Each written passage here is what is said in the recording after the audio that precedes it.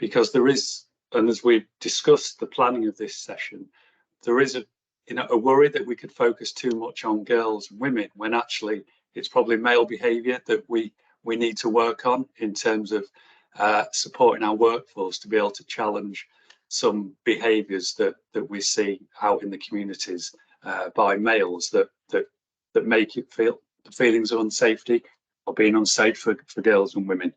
So that's going to be a focus on the White Ribbon accreditation in Nottinghamshire. So just first some basic housekeeping. Name and role in the chat would be great. Please ask questions through the chat or raise your hand. I know we've got a few people from organisations who are doing some work around this already who might want to contribute.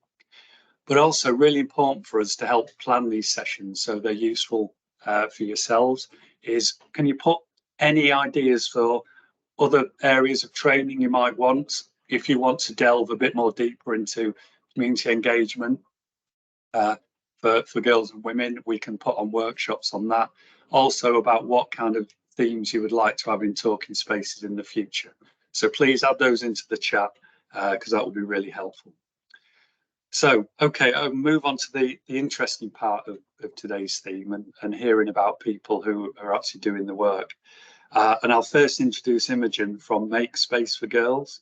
And it's her research that really caught our eye as to how important it is for us to roll that out so that people are aware of it. So I'll hand over to Imogen, and you've got next 15 to 20 minutes, Imogen, which I'm really looking forward to. Lovely. I'm hoping, Stuart, you can hear me okay? Yep, and can see the presentation. And you can see the presentation, because my Teams does that thing where once I'm presenting, sort of everything else disappears. So yes, hopefully I will stay with us. Well, look, thank you very much, everybody, for making some time to listen to what we have to say. We appreciate it enormously. I was going to start off by really just explaining who are Make Space for Girls. We're a charity, we're a very small charity, but we're working to make parks, recreation grounds, playing fields, places like that, more welcoming to teenage girls, but also more welcoming to non-binary young people and the boys for whom the current provision doesn't work.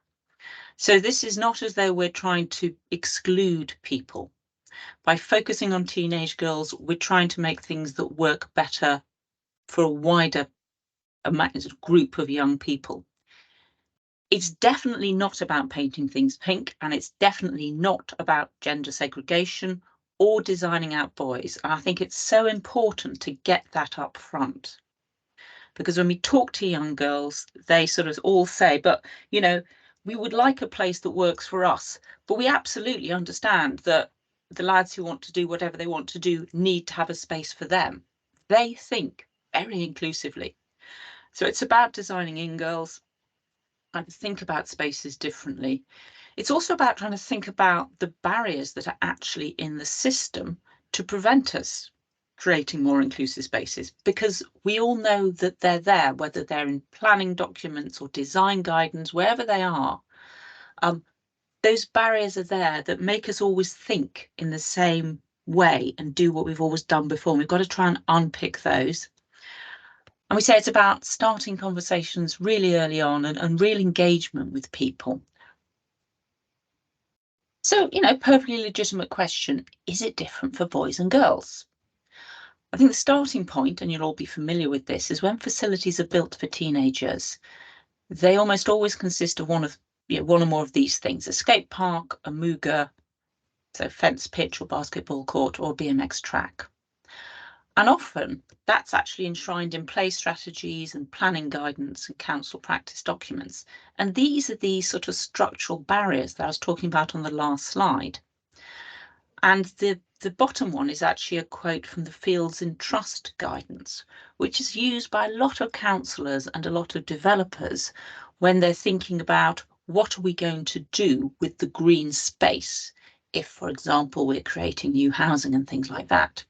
And they talk about local play areas, and they talk about these play areas being complemented by other facilities. But they highlight the mooga and the skate park. And what we find is that people don't see the words including in that sentence, nor do they see the word etc. in that sentence. What they see is Muga and skate park, and they go, well, that's what we need to have.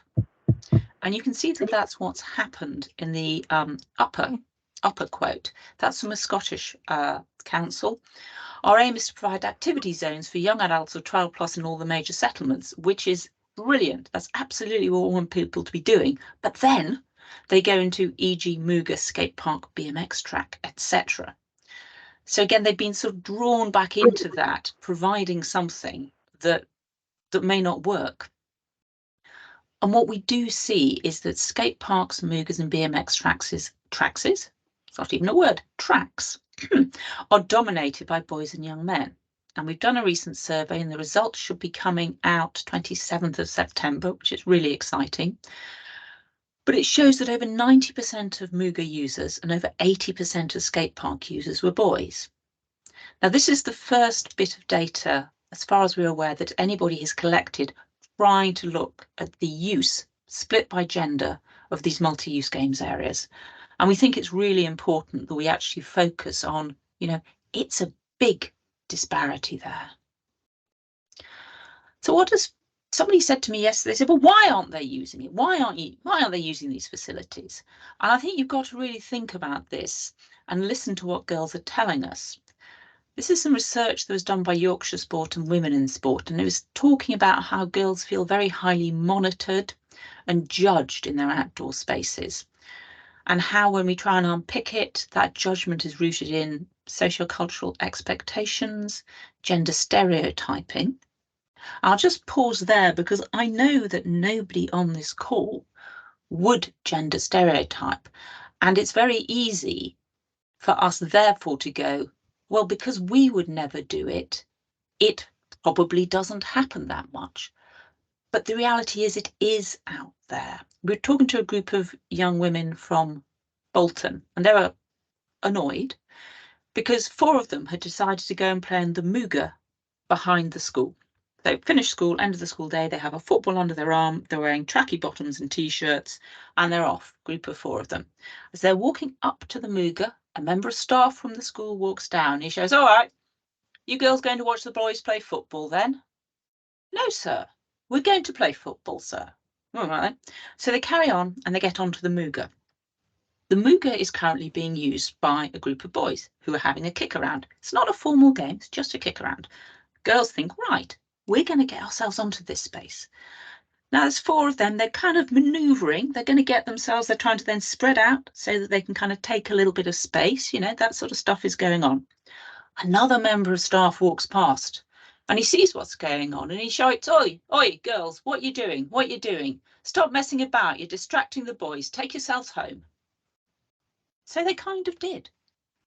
Because they just felt, well, I guess I'm just really not supposed to be here, So I think for those of us who are involved in this area, who are interested in promoting physical activity for all the benefits that it brings, it's so easy for us to think, it's all done with the gender stereotyping, it's all done, but it isn't.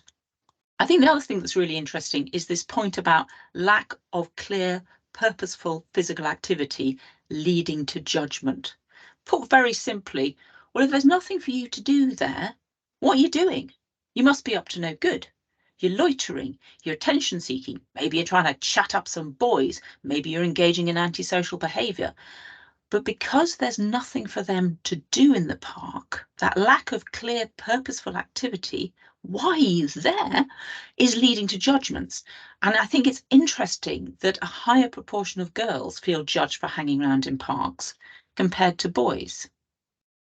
Just a few more stats there. This is just fairly recent research about women and girls feeling comfortable in parks. Some Glasgow research there. Quite a small survey of work done in Rowntree Park, York. 90% of girls into skating felt uncomfortable on their local skate park, which is, really sad because, skate park should be for them. And then back to this research in Yorkshire, and quite a high proportion of girls saying, look, there's nothing for me to do in the park. And then I think this second bullet point is one that we really need to think about. These are girls aged 13 to 15. So they haven't had long at learning that as a woman or a girl, you might not feel safe. You know, they're relatively early on in their journey. And yet, even, you know, that short period of time into their journey of transitioning from being a kid to being a girl to being a young woman, there's this big gap opening up with 49% of the girls not feeling safe to exercise in the park compared to 26% of boys. And it's awful that 26% of boys don't feel safe in the park. It breaks my heart. But the fact that we've got this gender divide there very clearly is something that I think we really need to think about. Dr. Anna Barker and the team at Leeds University have done some amazing work in this field. I can't recommend it highly enough. And if you're interested in multi-use games areas and looking at, you know, how somebody has really, you know, looked into these areas, it's called photo elicitation research, and it's sitting with focus groups of girls and it's showing them pictures and it's asking them, how do they respond? And in the slides, if you have a copy, the link does work. It should take you to the sort of full results there. Now, it's not all bad. You know, some of the girls said, oh, yes, you know, we like the multi-use games area. You can just go and play sports in it instead of, you know, like sitting on a field and getting muddy. So, you know, there's positives there, but there's quite a lot of negatives there. You know, observing, they're looking at pictures of Muggers, you know, how are you responding? Well, it'll be mainly boys. It might make me feel a bit uncomfortable. It's just not a very good place. Another one saying, I think there should be different sections, because if a girl goes there like a group of girls, like they'll just kick you out. And then one girl saying, well, I don't really like that one, looking at a particular move, because there's only one entrance to get out. You'd feel trapped. And I would say, do look, if you're interested, do look at this research. And what were the conclusions from this research? Overall, girls and young women really saw these fenced courts as being male-dominated and excluding girls. I think a second really important point is that from a very early age, girls are bringing their actual lived experience of these spaces to how they approach a new space. In other words, they are coming to this space with baggage. You know, they have learned what they think this space is. So when you're trying to do something new, you have to try and overcome that baggage. We can't ignore what these young people's lived experience of these multi-use games area is. We can't sort of say, oh, pretend you've never seen one of these before, pretend you know nothing about it, pretend it's a completely new space and you know. No, you know, they are bringing their lived experience of these spaces, and on the whole, those lived experiences aren't good. They do feel unsafe and they can feel enclosed. I think the other thing that's really interesting is the focus that the girls had on the external environment. And when you read some of what they're talking about, it's not just looking at the Muga itself, it's looking at the external environment. The reason I put this picture up was this picture was chosen by the researchers because if you look at the right-hand side, there's a little slopey bit beyond the ball court with some kind of fun stuff. You know, there's a sort of snaky thing, there's a wheelie thing. I can't really see what the far one is, but it's a sloped area, so it's not for playing ball sports on, and it's got some other stuff on it. So it's clearly making an effort to be something more than just a ball court. And actually, if you look on the left-hand side, you can see there's some sort of blue board, which I assume again is trying to do something a bit different, make it a bit different. When they showed the girls this, a lot of them simply didn't see that. What they did see was the white van at the back of the picture, which the researchers didn't clock at all. The girls were on that white van immediately. What's that white van doing there? Why is it there? Why is there a white van parked next to the Muga? What's going on with that? showing how attuned they were. As far as they were concerned, the thing that drew their eye was that white van, and it was dodgy. And I think, as a grown woman, the researchers, we didn't see that white van. It didn't even, we didn't see it. But for them, they really focused on it. Sometimes people say, oh, well, girls, they just want to sit inside and watch YouTube videos about contouring, So I think it's important to have some data that shows that girls do want change to happen. Women in Sport, absolutely brilliant charity. This is the results of one of their surveys they did during that time when we were kind of in and out of lockdown. And I think for me, the standout there is 82% of girls between 12 and 18 said they put more effort into being fit and active after the pandemic. And that gives us a wonderful, wonderful opportunity. Now, we're a bit of time on past that. Things change, people move on. But I think that just shows, there is a real desire for things to change. Girl Guiding survey, Girl Guiding, a wonderful movement. 82% of girls thought they should be more involved in designing parks. And then just, I think, a rather nice quote from a girl in Yorkshire. Now, parks help me if I get upset or angry. As long as there's light in the park, I'm happy. There's so much positive that we can build on if we can find ways to build on it. So, $1 million question, what do teenagers say they want? And again, this is this Yorkshire Sport research. 194 girls, 185 boys in that age bracket. I don't think anybody was hugely surprised by the results for the girls. 72% answered the question, what would make you more active in the park, by noting swings. Trampolines, also very popular. Play adventure equipment for people of my age, and then quite a big drop down to nature trail and woods. But skate parks, quite low, multi-use games areas, BMX, quite low. Probably people weren't particularly surprised by that result. What was, I think, really interesting, and when this was first presented, when these results were first presented, caused that little woo in the room, was actually the boys' results. And the fact that, there's a lot less clear winner for the boys. But if you look at it there, multi-use games areas, 39%, swings for people of my age, also 39%, skate parks down at 31%. And I think what's really interesting is we probably all assumed that Moogers worked better for more boys than perhaps they do, or certainly than this survey would suggest they do.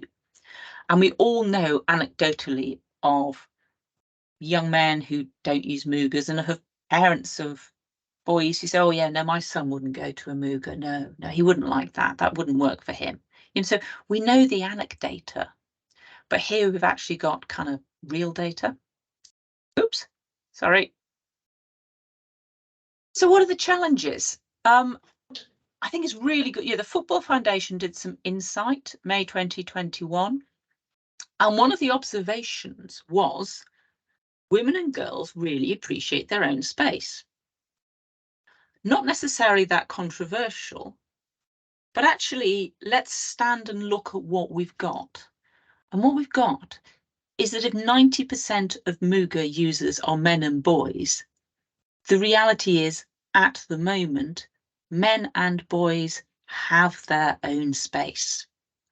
So we've sort of set up what I think is a false opposition here between the position of boys and girls, women and men, by saying, oh, well, women and girls, open brackets, it's a bit weird, isn't it, close brackets, really appreciate their own space, without being able to see that actually men and boys already have their own space.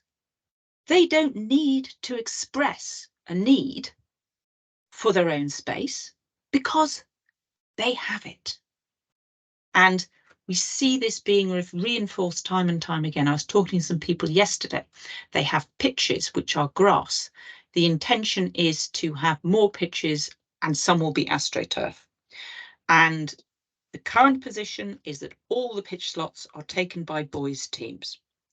Post the Lionesses, there is a real demand from a group of girls that there be a girl team. The answer is you'll have to wait until we've got the money, we've got through planning permission, and 3 years down the line, we'll have created some Astro pitch turf. Because at the moment, girls, all of the available slots are booked by the boys' team, and it wouldn't be fair to ask the boys' teams to move. That is a very clear and explicit message to the girls that this is currently the boys' space and it will remain the boys' space until some more space is built, at which point the hope is they will have that space. Now, for teenage girls who are 14, 15 now, who are being told that they're going to be at uni and college by the time those pitches are built, that opportunity has been lost. So how can we try and change this? I think the old build it and they will come, we know doesn't work, and the Football Foundation Insight is very good on it. It has to be build it and activate it. Big question, how do we overcome the belief that Mugas are male spaces? And that belief is part of the lived experiences of the girls and young women who are approaching those spaces. It is also part of the lived experiences of the boys. Back to my previous example, the boys' teams know that they've got control of the pitches and the girls' teams aren't allowed on it. I'll give you another really interesting example. We're talking to people about making girls more welcome in the park, and a particular authority said, we'll come up with like 1 day a week where we bring more female staff into 1 or 2 of our parks and we make a big show that, I don't know, Women's Wednesday. I don't know what it was going to be branded at, but there'll be a day where we'll make an extra special effort to say to girls, you're welcome in this park. Please come, and we'll put on stuff for them to do and everything. And I said, look, I think this sounds like a really interesting idea. If on Wonderful Wednesday, or whatever we call it, a group of girls turn up at the multi-use games area, football under their knee, under their arm, they just want to have a kick around. This is not an organised game. They just want to have a kick around. But there's a group of lads who are using the Muga at the moment. Is the deal on the Wonderful Wednesday that the boys would be very nicely asked to stand aside so that the girls could use the Muga? The answer which we got was very interesting. The answer was no, I wouldn't do that. That wouldn't be right. What I would do is see if I could negotiate with the boys to see if the boys would allow the girls to come onto the Muga and they could share the space. Now, that was obviously meant extremely well, but was conveying very loudly and clearly, and would have conveyed to those girls, that the power to decide whether they got to use the Muga lay with the boys who had possession of the Muga. I think that's a really difficult message. So how do we overcome these beliefs, which I think are really deep-rooted? Football Foundation again talks about the need to organise and book uses by teenage girls, having times when it's for the sole use of teenage girls, but that is not without all sorts of other issues. What if it's empty? What if the girls don't come? I think there are things to do to stop boys and men's team block booking. I came across an example where it was in London. Regent's Park has lots of fabulous playing pitches. A lot of teams block book them. There's another local pitch near where I live, and the girls' team are trying to get on it, and the girls' team are told, no, there's no bookings available. There's no bookings available. Sorry, there's nothing. And they turn up and there's nobody playing on this pitch. What is going on? There's nobody playing on this pitch. And what was happening was one of the boys' teams, which had a regular booking in Regent's Park, was block booking this other pitch in case Regent's Park, which is prone to being soggy, wasn't playable. And that was okay. So they weren't even using that second pitch, but they had the money and they had the established relationships with the bookers and everything, and they were booking that pitch out and holding it as their reserve. And the girls couldn't book a pitch. You know, we have to try and stop this somehow. Monitoring and evaluation. I hope that a lot of you will be familiar with the Brilliant Sports England Active Design Guidelines. I think these are, really helpful, and they've got a great section around, monitor the use of these spaces. If a play zone has been set up with the intention that we will encourage women and girls to use this facility, you have to have post-occupancy evaluation. And I know it's expensive and I know it's not easy to do, but we have to find a way to see if what we've done is working. And then the final thing is events like this where we can share what works and doesn't work. That's incredibly important. So apologies because I have overrun. I'm so sorry. I got carried away. I shall stop now and stop sharing. Right. Sorry. Yes, please. Yeah. Imogen, thank you very much for that. And it's great to see passion and a real belief in this. So thank you very much for that, because I know there are a lot of people who on this session who will share that passion. Just 1 or 2 points, I guess. Well, if people want to indicate they want to ask questions, and we will try and make space at the end for questions. Certainly the Active Lives Young People survey that for Derbyshire and Nottinghamshire during the pandemic indicated teenage girls increased physical activity levels, and understanding that is something we're trying to do. But I think the opportunity to be active without boys being around was a factor in that. I know you've done some work with the Combined Authority in West Yorkshire in producing an Improving Access for Women and Girls guide for the parks workforce. That is something that we'll put onto our web page as well, so that where we have people from parks on this session, then that guide hopefully will be of use. Just an example really of where the system's not allowing us to do our thinking and develop good practice. I think it's called Safer Streets, a programme of funding coming through the Home Office for community safety partnerships and police and crime commissioners to bid into. And I've spoken to 2 authorities who had to develop bids quite quickly around projects that could reduce violence and assaults for women and girls. And they developed some ideas around parks projects. But because of the timescale to get the bid in, they couldn't do the engagement to find out if that's actually what women and girls wanted. But they are committed now that once the money is confirmed, they do want to understand how that community engagement process can then happen to make sure that what's being designed and provided is appropriate.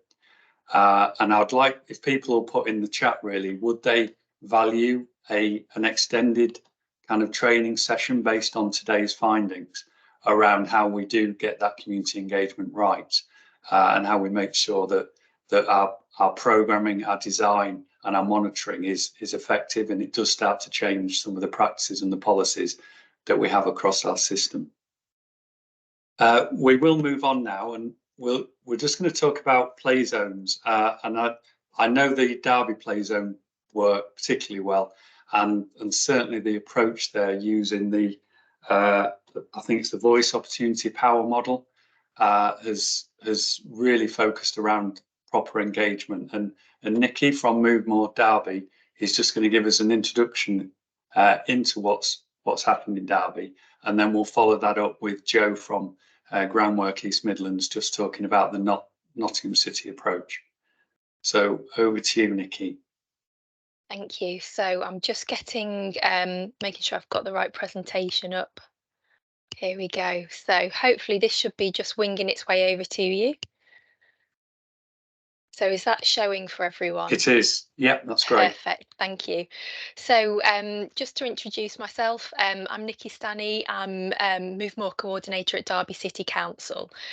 So we have been doing some work on play zones in Derby City, but also I've brought a little bit of Derby Racecourse Hub because that's further along. So from the play zones perspective, we've very much been in those sort of early stages of the community engagement, and that's really where I'm focusing on this.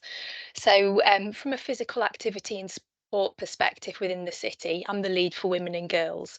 And I definitely don't work alone on this, though I work with a lot of colleagues who all work in different localities. And what we're really trying to do through this is to look at female voices and lived experience to inform how our work unfolds. So whether a play zone is built or it's not built, all that information that we're getting will help inform what goes in, what doesn't go in, but also just being ready for if something crops up so that we know that when a funding opportunity comes along, what's actually needed and what that wider connection is to get to a space as well. So we also, within this work, we've spoken to women and girls, so that includes women up to the age of in their 90s. So we've got quite a broad perspective in this as well, not just that younger age group. We do sort of go into smaller groups and speak to more people in detail. So just over to the next slide, we have, this is a bit of a summary about our place-based approach. So as I mentioned, I'm not working on my own. There's a team of us from Derby City Council, Active Derbyshire and Community Action Derby, and we work together across the city. The reason we do that is to really develop some good relationships within our localities, and that supports us to get to know our communities and get to speak to the people who actually live there, and the people who will be actually living with what's put there. So we're not necessarily looking at who's going to be travelling in. We're going to be looking at this as a community basis. And from that, what we're sort of looking to do with our approach is to build an understanding of physical activity behaviour and how we can change that in place and communities. So this kind of leads on to a bit of a focus for us in how we develop.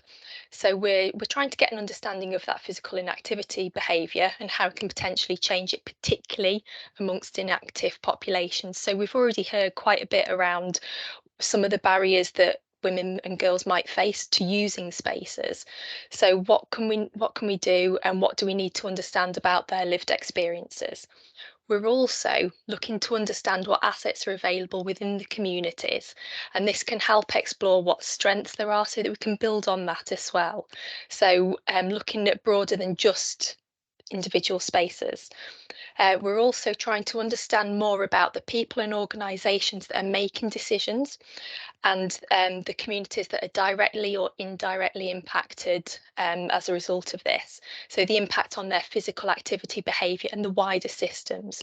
So trying to think broader than just the sort of here's a space, what is it? We're trying to understand what contributes to that, even some of the broader perspectives. So through this engagement approach, what we're really looking to explore are things like movements and routines, how you get to spaces, why you might not want to go a particular route, how you might feel about that. Does that feel a space for you? The associations that are had within a community. So how do you spend your time? How would you like to spend your time? How do you move around? Who do you connect with? Where do you go? And sort of what makes a space a good place, a bad place? Just sort of really trying to unpick and understand that everyday life and within those communities. We're also looking around personal perceptions of life within place. So what works, what doesn't, what's hard to live with, and what do you enjoy as well? And from this, we're also then building on to, as I really briefly touched on there, those aspirations. What do these women and girls want for themselves, and what do they want for their communities? So when we go out into the community, we'll speak to people. There's a group that we go and speak to quite regularly, and it's that thing of, I want to make my little sister, my little brother proud. And they want, so it's things like, how can you get involved in that? And that ownership is something that comes across quite often, as well as how you're using space with different people. So all of this together, it really helps us build up a bit of a picture as what it's like to live and potentially be active as a female in Derby.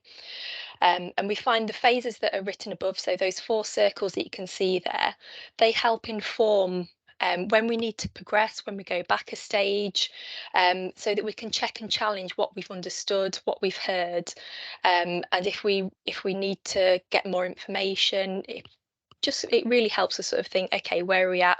What are we doing? Have we understood this? And are we getting it right? Because the main point of this is that we're trying to work with communities, with priority audiences, rather than doing 4 or 2.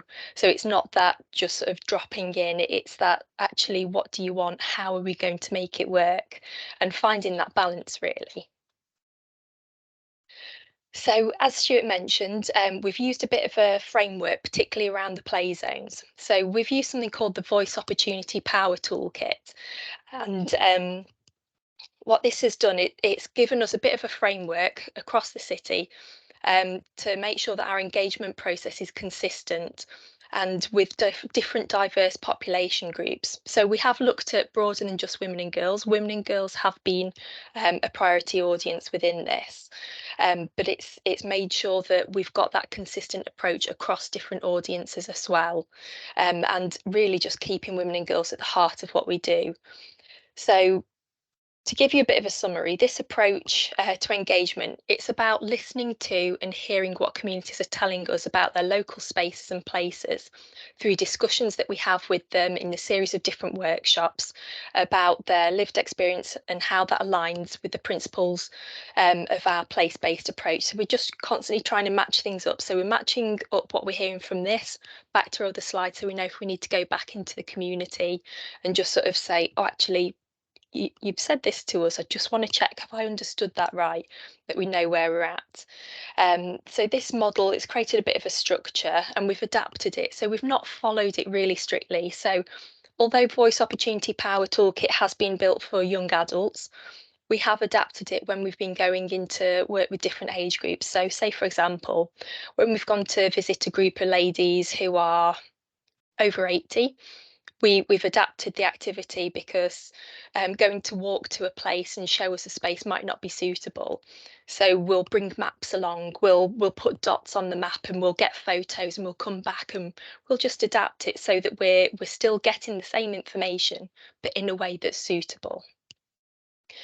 So following these stages above, it's really helped us understand what makes places and spaces within communities a best place, a worst place.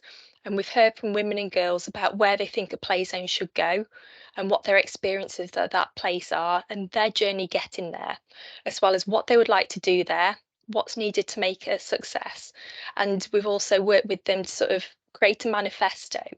And this manifesto tells us what they think is needed to make this place a success. So not every place that has been suggested will be suitable for a play zone, but that insight that we're getting is really useful because it tells us a lot about why they think a place needs something because there's nothing there, it's not suitable. But it helps shape what we're going to do, not just in play zones but outside it, but also if there is that sort of wider than a play zone, what else is needed in that site other than activation, other than those facilities. So to give you a bit of an overview of some of the insights that have come out of play zones, this is a little bit about what we've heard. So the environmental side, so residents have said that they want open green spaces with more ecology and biodiversity. And this comes from a bit of a context is open spaces have been connected in Derby with clear lines of sight and safety and confidence. So that's why that's come up quite a lot within Derby as I want to know and I want to be able to see that I've got, like with the play zone, having the 2 exits. I want to know I can get out if I need to. That's been really important, as well as opportunities to do activities, and that's included led activities as well. So it's been a mixture of some groups want to go and do activities for themselves, others want something that's going to give them a bit of a prompt, help them to sort of gain confidence in that space as well, and being suitable for different age groups as well as families. So safety has come up as a really big topic, and it's that feeling safe going to a space as well. So we've been trying to look more at that journey to a potential site as well. Good lighting has come up as an essential as well, and the access being accessible and pedestrian friendly. So that's sort of really feeling that the space is a safe space, that it's maintained, and that there'll be other people there. So particularly like with the LED opportunities, you know other people are going to be there. That knowing that you're not going to be on your own as well is something that's come up quite a few times, particularly for some of the women who aren't necessarily with a friendship group at that point, who might have split off from a friendship group, might be new to an area, because people do move around as well. So that chance to get to meet people. But underpinning all of this is access to better amenities. So that includes places to rest, like benches, toilets, and cafes. So having access to these facilities is something that throughout all of the different groups we've spoken to, there's been something that is if I'm going there, I need to know what facilities there are. I need to know that they're safe, they're lit, that I can access a toilet, that I can get a drink. And so as we go through this, what we're looking at doing is just, as I mentioned before, going back to the check and challenge, linking it through to what we've read through wider research as well, just to check that we are hearing and asking the right questions as well. Sorry, bear with me while I get a sip of water. And again, so if we then look at, in comparison to play zones, which is fairly early on, we've got things like Derby Racecourse Hub, which is a much larger project and has it broken down into including several distinct spaces as well. So you've got things like the smaller seating area. So you've got a seating area by some wildflowers, which is next to the outdoor gym. And you've got other things further along. So you've got those distinct spaces so you can go into different places. And that's been something that's come out from that particular community. And that's some of the things that we're looking to hear from play zones. What will that particular community, what will that particular space need for it to be successful? And then, just to summarise, some of our learning of what's come out of this. So for play zones, we've heard we need things like 2 exits, lighting, activation, lockable, bookable spaces. But we also know that if we were to change what we were doing, I think at this point we feel like we're getting information and we've got a system to go back and check. So what we're really looking to do is make sure that we've got consistency in our approach and something that always puts women and girls at the heart of what we do, as well as how we develop our community relationships. So sorry. So we can keep in touch with people and check and challenge. I'm just going to end there. Thanks, Nikki. If you can just stop sharing and we'll let you have a drink so you can get your voice back. That was really great. I mean, I think, and I know that Sport England, in terms of potential funding regimes going forward, and Football Foundation are very focused around, it's not just the play zone or the multi-sport facility, it's actually the environment around it in terms of making that safe. And certainly in Derby, I know that we're working with parks to think, well, the park is there, but actually their remit and the thinking should be beyond the park in terms of how people get into the parks and making walkable communities. And there's a whole lot of learning that's coming out that I think Heather Clarkson, I would have, if we'd had more time, would have talked about some of the findings from the Walk Derbyshire work, that in terms of what stops people walking, it's around feelings of safety. So we'll just focus now on Nottingham City. So Jo Phelan. Hi, Jo. Hi. Have you got something to tell us about the play zone work in Nottingham? Yes, thank you very much for inviting me. We're at a much earlier stage than Derby in terms of our play zone work. So at the moment, we're designing that community engagement approach and making sure that actually we pay close attention to all of the different groups, and obviously one of them being the women and girls. So I'll talk a little bit about our approach. Very much it's quite similar to the voice opportunity power model that Derby have used. But also referencing those other known sort of research and publicity that's out there now, such as the Safer Parks, improving access for women and girls, and incorporating that into what is our approach to the consultation and engagement process. So we're looking at targeting obviously different groups, particularly different women's and girls groups, so that we hear the voices of those people living directly in the areas where we're looking at play zone installation, so that we get the voices from the local community. And we're going to go into the local community and work with known groups, so that we get that information. Our approach is very much different stages. So there'll be stages of workshops that we'll do with the different community groups. And it's about, first of all, obviously setting the scene as to what we're trying to do here in terms of play zone.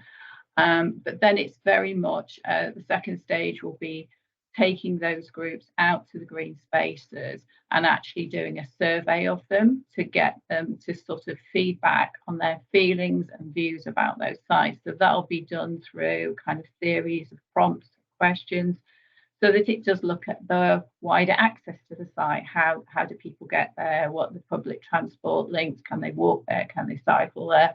Starting on the outside, how welcoming does that space feel? Looking at the entrances and exits from the park, any signage that might already exist on that space. And then asking questions about whether or not any of those groups, any of those people actually go to those spaces. And are there any times of day when they might not go to that space? So such as in the evening, when it's dark, when would they go there? When would they avoid it? What are the issues? And just really sort of helping them to unpick their feelings about that space, so that we know, oh, well, we might not go there in the evening because there's so many dark spots, not very well lit. Whatever it is kind of enticing those questions, so we get a really sort of good understanding. If there are any existing sporting facilities there, it's kind of finding out, well, do any of the girls and the women use those facilities? If not, why not? It's all just sort of questions, making them look at the wider aspects of the park. What are the features and what other things are there that are positive? Is the seating there that's being used? Has it got lighting? Is there a cafe? Is there toilets? Just understanding what's on the site and how well used it might be. Is it a busy site? Are they aware of lots of people using it, or is it quite a quiet site? Understanding all of those things will then help them to kind of come up with a rating. How safe might they feel using that site? So that's the kind of first step. It's really very much about getting them out into that space and finding out as much information about how they feel about the space and how they see it being used. Following on from that, it's another workshop that then looks at the positives and the negatives from those experiences on that site, to enable them to kind of come up with a list that sort of says, this is the qualities that we want to have in that space, and that will elicit all the sort of safe and welcoming, whether it's a clean environment, whether it's easy to navigate around, and maybe, you know, that it has got certain facilities in it. Are those facilities there? So that way it will help them to come up with a sort of design list almost as to what's needed in that space beyond the actual sporting facility itself. That will form part of it, you know, whether they play sports, whether they don't play sports, what would they like to be able to do, but actually just finding out what they like about that space, so that we've got that as a kind of blueprint, as this is what will make this space work. And then we can use that obviously with the designers to kind of look at actual, you know, whether or not the site is suitable, whether or not it can be adapted, whether or not it can be changed, and what changes would make it work for a venue for something like a play zone activity. So from that experience, then it's kind of taking that on to sort of draft designs before feeding it back. So it's a bit of a cycle of kind of, now you've told us about this is what we've produced, and feed that round. So there's a bit of a cycle really, so we can test and learn from that process and see, right, are we answering those questions? But I think importantly, with all of these groups, we've got very much women and girls and the new thinking and the learning that's around to kind of review. But at the same time, it's understanding that a safer place for women and girls is a safer place for all members of the community. And so designing in a way that provides access for women and girls actually improves access for all members of the community. So I think, yeah, all of the things that have been said before, I didn't really want to repeat too much of that, but it just gives you a flavour of our thinking now as to how we're putting together our engagement processes so that we can actually get the best result for everyone, really, when it comes to that. Okay, so I'll cut it short there because I know we've run over a little bit. Thank you. No, that's great, Jo, and actually thanks to Groundwork, because I think it was an initial email from yourselves about designing out crime that kind of stimulated this conversation that's led to this. So thank you for that. And I think it's great that we see that, you know, that the Playzone programme is stimulating this different approach to community engagement that we need to build on. Also, I think it's demonstrating that the safety aspects, how important that is. And we were hoping to have the Derbyshire Police and Crime Commissioner team contributing today, but they've actually got a conference around violence against girls and women. So they've been focusing on that, but they are very keen. I know Street Games, Aaron from Street Games is on this call. You know, that joint working with community safety, police and crime commissioners is absolutely crucial to us getting the system to respond in the right way towards thinking about keeping girls and women safe. So we're now just going to switch the dial really towards looking at the behaviour of men, and we are going to run over, and I'm kind of apologising because it's my bit that's run over as opposed to Deja's, but if you can stay on for a few more minutes, I'm sure this next bit is as important as the first bit, because we really need to tackle this problem. So over to you, Deja. Thanks, Stuart, and thank you to everyone that's spoken before. It's given a lot to kind of think about. Yeah, so switching the conversation away from design, it's quite important to really look at and challenge the behaviours and the real fear that a lot of women and girls have around the attitudes and behaviours of boys. So I'm going to pass over to Rachel now, who's doing some brilliant work with Notts FA on their white ribbon journey. Thank you, Rachel. Thank you, Deja. Yeah, thanks for inviting me today. So I'm the safeguarding officer for Notts FA, and over the last few seasons we've had a look. We reviewed our stats really and could see there was a really sharp rise in poor behaviour, which I think kind of is across the board in society in general. And when we really looked at it, one of the alarming things that came out to me is the amount of football participants in grassroots football that were actually involved either as a perpetrator or a survivor in domestic abuse, and that also includes children participants. So when we look at that in the bigger picture, we kind of think, actually, because football, as much as it's exploded since the Euros and the Women's World Cup, it is a predominantly male domain, and especially with the grassroots side, you speak about those open spaces. We have girls, we have clubs coming to us saying we've got lists of girls waiting to play football but don't have anywhere to play. So for us, we looked at it, and for White Ribbon accreditation. So we contacted White Ribbon, which is the charity who work tirelessly to try and end violence against women and girls. And we obtained White Ribbon accreditation in May this year. I can see Farah's on the call, part of our steering group, anyone that would want to join our steering group. For us, we feel in a really strong position that we can, and part of the work with White Ribbon is engaging with men and boys to educate them. And so that's so, we have this huge platform, and what's been great for us is in some of the areas, so for example, kind of the Broxtowe area, Broxtowe Council area, Eastwood, which can have it's got a high recording of domestic violence. We've got a couple of those football clubs that are really interested in White Ribbon and working with us. And we will go out.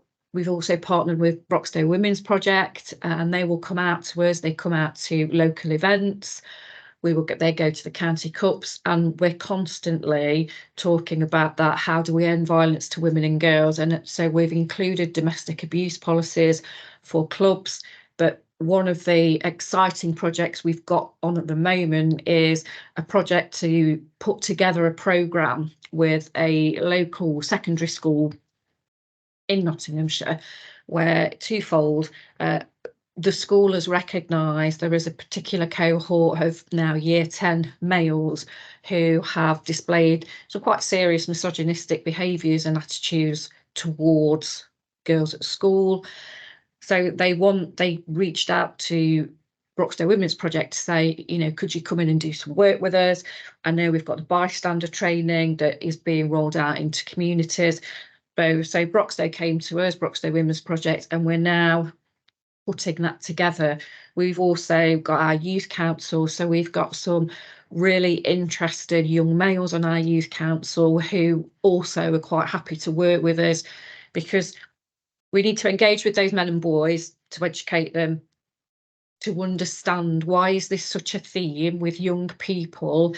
And when we go out, we have our mascot, Earl the All Ears Elephant. We'll go out, take him, we'll go to Wildcats events where you've got 7-8-year-old girls, and when you ask them, you know, what do you like about football, say all the great things we know, what don't you like, and there'll be comments like, well, we're told we can't play, or we're told that we shouldn't play. So for us, it's from a really, really young age that there is still this stereotypical behaviour of what girls should and shouldn't do.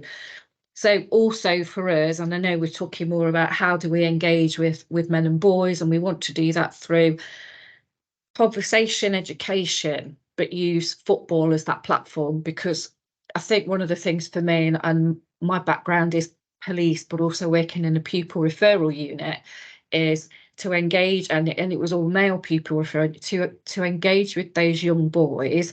Usually sport is the best platform, rather than sit them down and talk at them, is get them engaged in sport. So that's it's in the early stages of putting this together. We want to do it as kind of a 6-week project, 6-week programme. So it would hopefully tie in with a half term. So that's where we're at. And also just on the back of that is the sessions, for me, I really want to empower girls to understand that some of this misogynistic behaviour is wrong, and then to have the confidence to report it. Because when we look back at the Ofsted report for the particular school, one of their findings is when they spoke to the young girls, they didn't have the faith in, they didn't have confidence in the schools to actually address the behaviour. So that's something that I'm really passionate about, and hopefully that kind of comes through. I'm mindful of the time, so I think hopefully I've got everything out that I would like to do. We went to Parliament for White Ribbon to talk to MPs about the work we're doing. And again, we'd love other national game boards that support anybody to get on board. It's something that we think we can actually have quite a powerful voice with this. So it's fantastic to be invited to this session. Thank you. Brilliant. Thank you so much, Rachel. Yeah, really powerful piece of work, I think, and definitely the whole idea of ensuring that there's not that victim blaming element, and also there is a real fear amongst women and girls, and it's brilliant work that you're doing to kind of combat that. Almost bang on time. I'll pass back over to you, Stuart. I don't know if we will have time for questions, and I haven't seen any in the chat. So thank you. There's a couple of things in the chat. Heather has put in some summary of Walk Derbyshire, which I think will be helpful, and we will be having some dissemination of the Walk Derbyshire work in the future around how we help create walkable communities, which is an important part of our work. Rachel, absolutely passionate kind of talk through there of the work, and I think Deja and myself, we need to think about how we support the workforce in terms of challenging behaviours, because if we're going to be successful in terms of play zones and multi-sport spaces in parks and open spaces, we need to support the workforce who will be doing the coaching, the activation, to be able to challenge behaviours. So I think that's a real important work stream that we need to focus on. I think I'm certainly happy to stay online after in a moment if there are any queries or questions that people want to put forward.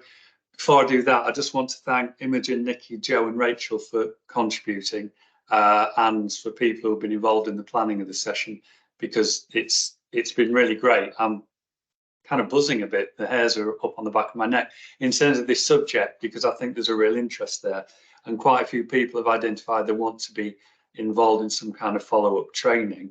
And actually, I would throw the offer out there that it would be great if people wanted to be involved in the planning of that training in terms of the design, maybe want to contribute towards some sessions. So please come back to me or come back to us if you want to be involved, because the best pieces of training are the ones where people are involved in the process rather than us just thinking what people need to hear. So that would be really great.